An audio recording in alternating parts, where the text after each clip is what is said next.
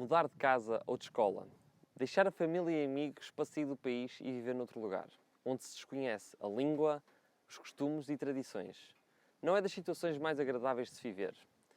Essa foi a experiência vivida por Abraão. O Senhor chamou-o, pois desejava fazer dele o exemplo de fé e de verdadeira devoção para o povo de Deus, que viveria ainda depois dele. Ainda na sua juventude, o Senhor revelou-lhe e deu-lhe entendimento, preservando-o da idolatria. O caráter deste homem foi marcado pela integridade, generosidade e hospitalidade.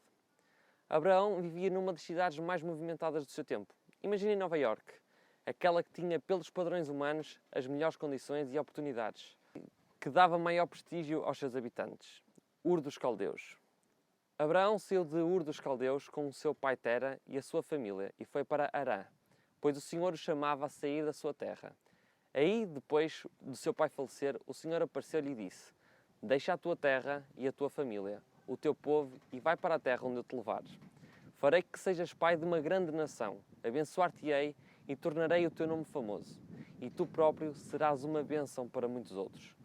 Abençoarei todos os que te fizerem bem e amaldiçoarei todos os que te fizerem mal. E por teu intermédio serão abençoados todos os povos da terra.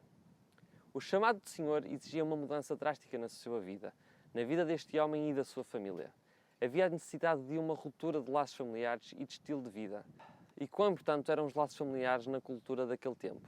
Mas o que o Senhor se propunha a fazer por intermédio de Abraão era só possível se ele rompesse com o estilo de vida idólatra das cidades onde vivera. Respondendo prontamente ao chamado, Abraão iniciou a viagem para a terra que o Senhor lhe mostraria, sem saber para onde iria.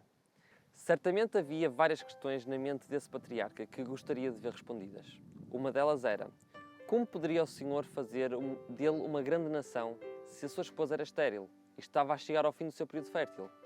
E ele já contava com 75 anos de idade. Para onde iria levar o Senhor e que condições de vida teria nesta nova terra? Nenhuma destas questões ou dúvidas fez que Abraão vacilasse ou desistisse de responder afirmativamente ao chamado que o Senhor lhe fazia. O patriarca escutou o chamado e obedeceu. Confiou nas suas promessas do Senhor e aceitou a bênção que o Senhor lhe daria em resposta ao chamado. Após uma longa viagem de mais de 700 km até Canaã, apareceu-lhe o Senhor a Abraão dizendo-lhe: Darei esta terra aos teus descendentes. 10 anos passaram e o filho tão esperado e desejado não surgia. Abraão e a sua esposa Sara estavam cada vez mais velhos e era cada vez mais difícil terem filhos. Naquele tempo era frequente o Senhor casar com a serva da esposa e assim o filho com que ele gerasse seria considerado filho da senhora. Foi isto que aconteceu com Abraão. A sua esposa Sara propôs-lhe que recebesse sua serva Agar como esposa para que o filho que ela gerasse fosse considerado seu filho. Depois de Ismael ter nascido, o Senhor falou novamente com Abraão, reforçando a promessa de que ele e sua legítima esposa, Sara, teriam um filho.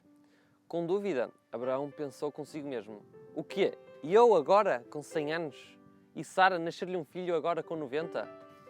Porém o Senhor disse-lhe: a tua mulher Sara dará à luz um filho, e o nome que lhe vais dar será Isaque, e estabelecerei com ele o meu acordo para sempre, assim como os seus descendentes.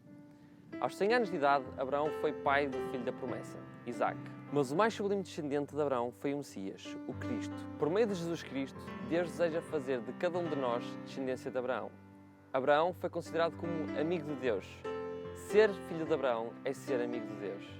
As promessas que Deus fez a Abraão quanto aos seus descendentes são dirigidas a cada um de nós se aceitarmos a Jesus como o nosso único Salvador. Ser filho de Abraão pela fé é ser herdeiro da Canaã celestial.